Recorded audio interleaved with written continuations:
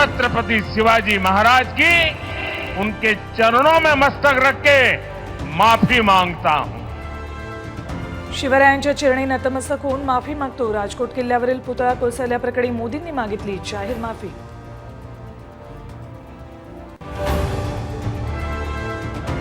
हर्षवर्धन पाटील भाजपची साथ सोडणार जवळपास निश्चित, अपमान सहन करणार नाही। बावनकुळेंवर टीका, 2-3 दिवसात हाती तुतारी घेण्याची शक्यता।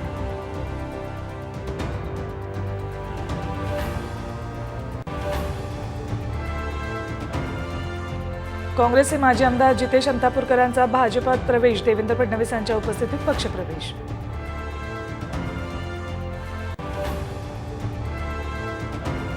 जालन्यात गौतमी पाटीलच्या कार्यक्रमात हुल्लडबाजी, पोलिसांचा लाठीचार्ज।